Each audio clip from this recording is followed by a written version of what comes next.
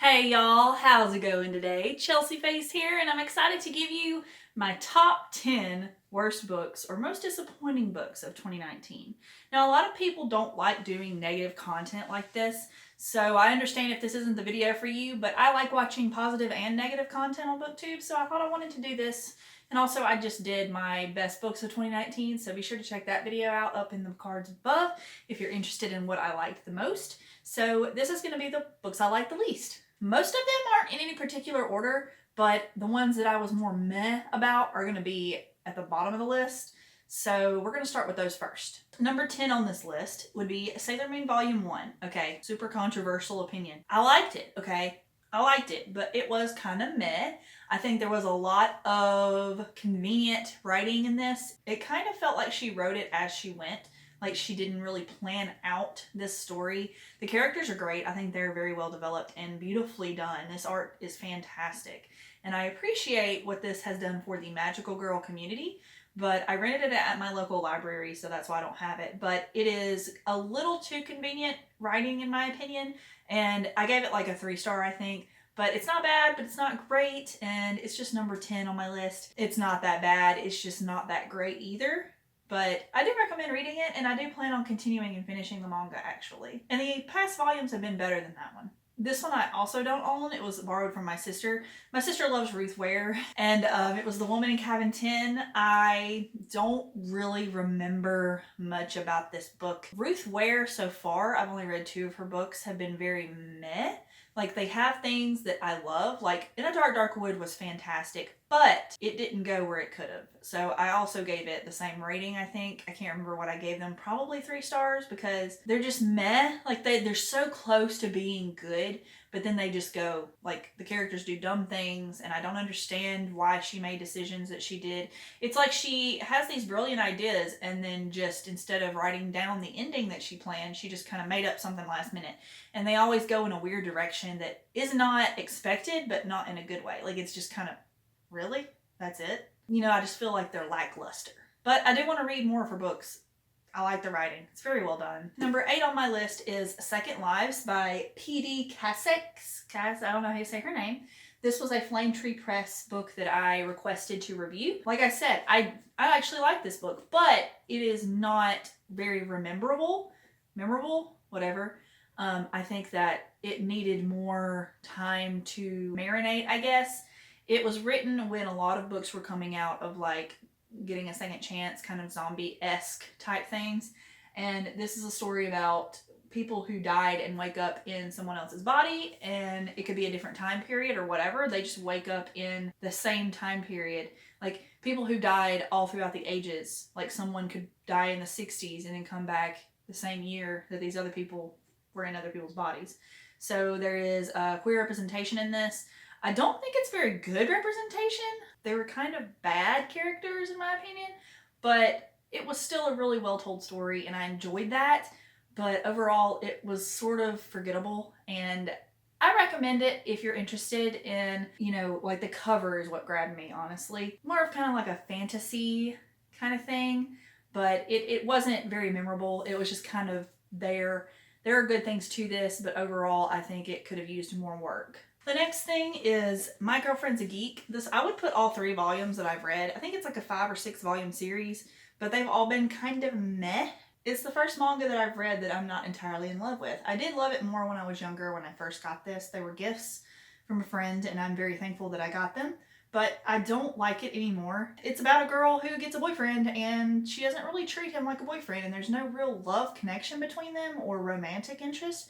It's more of a, I'm an otaku fujoshi, and he is a cute boy that I'm just going to tease and lead around, and it didn't really feel like that she likes him. It just kind of feels like she's using him for entertainment, and I feel bad for the guy. Like, I don't really care for this. I know it was from like an online forum between these 2 people, but I feel like it wasn't very well done because I don't really care for these characters. I think that the girl is kind of obnoxious, not because she's a nerd or a fujoshi. I identify a lot with that.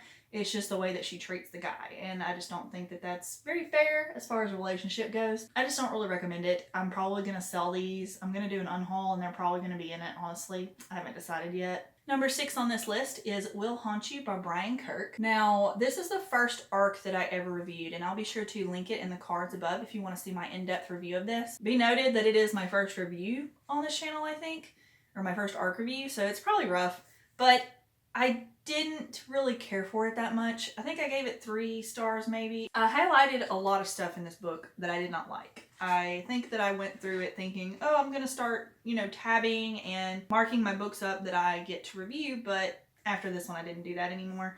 So every time there's a highlighted something, it's something I did not like, or it was something that didn't make sense for the story. And at the end you get like a really cool little thing to translate, and I thought that was cool. That was the most redeeming thing for me in this book. And I did like a fun picture post about it on Instagram and all that. But, the cover is what grabbed me. I was excited to review it, and I'm very thankful that I did get a copy to review. I think that reviewing books is one of the most fun things I've ever started doing, but I do need to calm down on that because I requested too many and I didn't expect to get approved, and I did, so I got overwhelmed, and there's still 1 or 2 that I need to review. But this is one of the ones that I did get to. It's a pretty short book, so I guess it's worth checking out if you're interested. I got kind of lost and confused. There were some things in here that it went so fast that I could not mentally picture a lot of it, and I got confused, but I think if I reread it, I might understand it better. It might be one of those that marinates, and the more you read it, the more you like it, but it did kind of jump all over the place for me, and so I can't really recommend it. A lot of people liked it, but I think that it was more of like a meh for me. And I'm really thankful that I did get to read it though.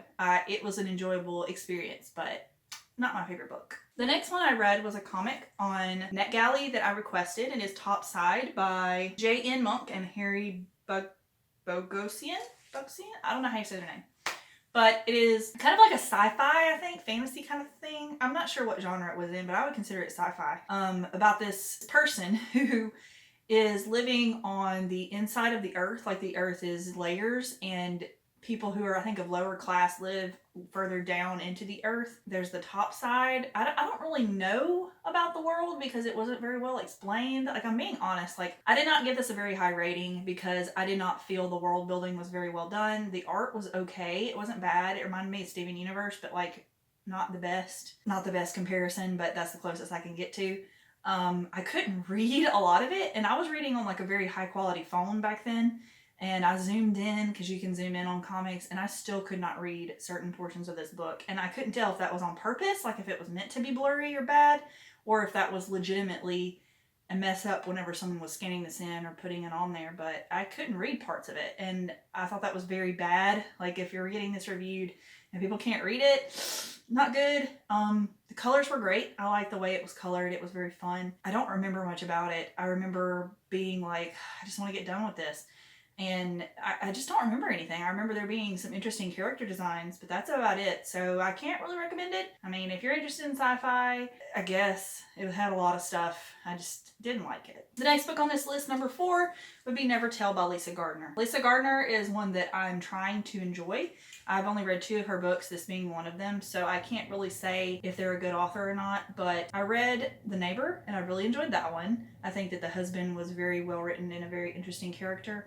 And Lisa Gardner's books are all kind of interwoven and connected. I don't think you necessarily have to have read all of her books to understand the next one. There are some that are a series, but most of them I think you can kind of read on their own. I feel like this one might need some context for other books that she's written because there's characters in here that they don't really talk about or explain their character. They just they're in the book. And if I knew this character and understood them and their motives more, I might like it better, but I did not. I think I gave this 2, maybe 3 stars. I feel like 2 is more accurate. It's a very thick book, and I forced myself to finish it. I got it really cheap at a thrift store because I wasn't sure if I'd like it, and it's a 2019 release, so I was like, that's weird. Normally there aren't 2019 books in this bookstore, but it was, and I think I know why.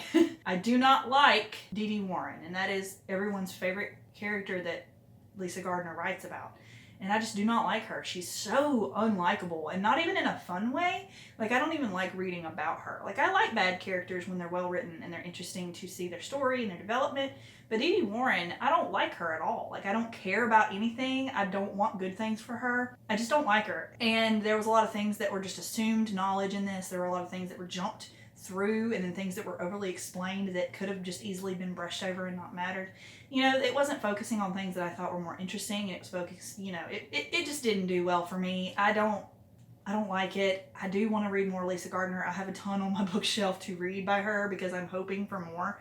But I do tend to buy her books secondhand because I can't guarantee that I'll even like them.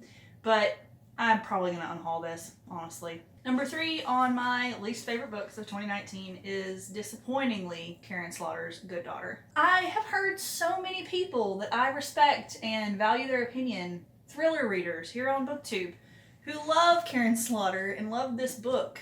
Like, this one and Pretty Girls, I think, are the most popular ones that I've read about or heard about, and I did not like it. I thought it was terrible. There were a few things that were okay, not even great, but okay.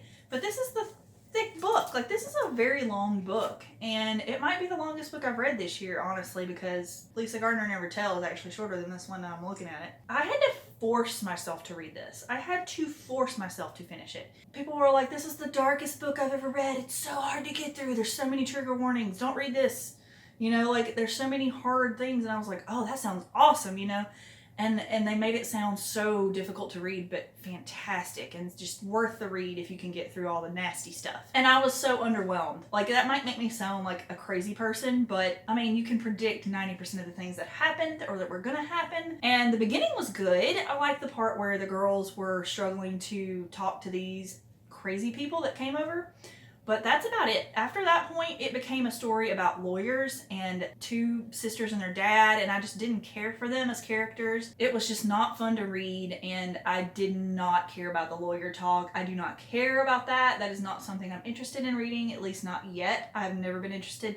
I'm more interested in the detective side of crime, or the murderous, like, villain side of crime, not so much the lawyer lawmaking, like criminal defense kind of thing. That's not interesting to me. I don't care for that. And I feel like most of this book is a lawyer just talking about law. And that's not what I wanted. That's not what I was told this was. So it was pitched to me as like a very messed up story, and that I would love it, but it would haunt me, and I did not care for it. So yeah, do not really recommend it, but a lot of people love it. So maybe I'm just weird. Number 2 on this list is a comic by someone who I really respect, and I've loved everything else I've read by them. It is Severed by Scott Snyder and Scott Tuft. I think that's the other person's name. I was told to read this by a guy that works at the local comic store. I've only been there twice, but I don't like the art. It's too dark for me. I think that it could have used some lightening up. I'm fine with muted colors and like dirty looking stuff, but it was so dark. Like, I think 90% of this book was like black ink. And I don't like that. Like, I feel like that's cheating, and that's not showing your art for what it is. I think that it could have used some lightening up. Maybe not color, but like lightening up. I know most of it was at night, but I just did not enjoy the art at all. It was in a time period that I don't typically care about. I don't really care for old stories written in like the 40s or whatever. That was boring to me as well. The story was okay. It was the best part of it. It was about a kid who's trying to find his dad, and so he gets on a train and meets this other person. And this person ends up being a murderous monster killer, and they meet them, and people get eaten, and you know, it was supposed to be really scary and like frightening, but I was just kind of meh. Couldn't see half of it. Meh. And the number 1 book that disappointed me and I did not like this year was Slash by Hunter Shay. I have reviewed this book in full because it is an arc that I received very kindly from Flame Tree Press. So I'm very thankful that I received this book and that I got the opportunity to read it and review it. But if you watch that video, you'll know how I thought about it. I gave it a 1 star for sure. It is the only book that I gave a 1 star this year.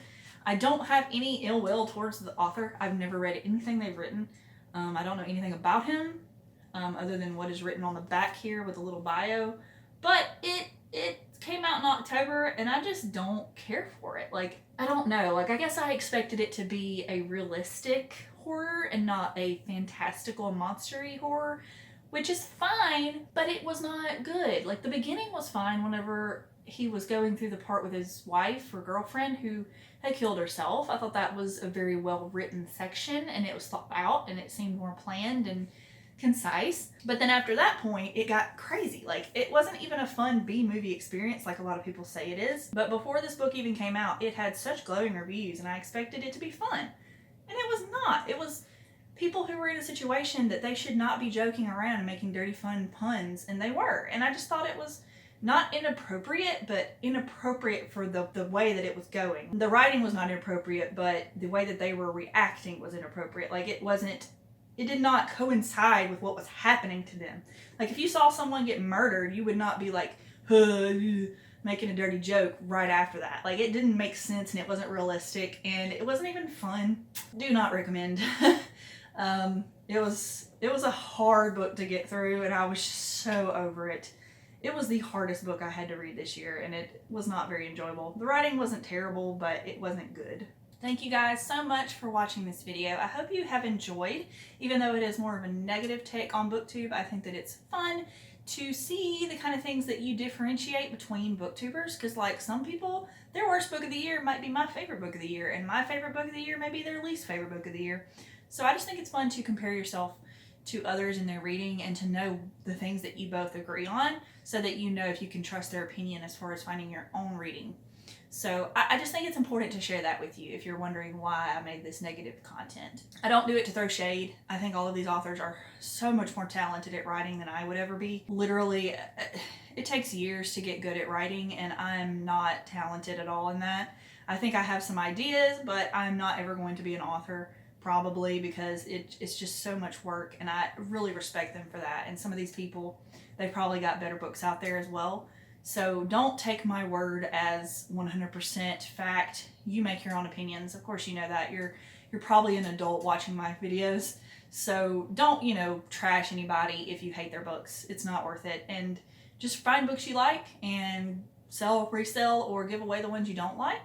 And yeah, that's how I feel about it. I think everyone has the right to like and not like the books they like. And authors should respect both sides of that. So I hope you guys have had a fantastic day. Let me know if you like this video by liking it and subscribing to my channel if you have not already. If you haven't, what are you doing? I love to talk about books with you, and I want to know what your least favorite book was this year. If it was my favorite book, that's fine. I want to know why though. Don't just say, I hated this book. Tell me why you hated it. Give me some detailed, short and sweet, but give me a detailed reason why you disliked your least favorite book this year. I think that it's important to have an actual discussion, not just say, I hated it, the author's stupid. You know what I'm saying? Like, let's have a fun conversation in the comments. So I hope you have a good day. See you in my next video, and I love you guys.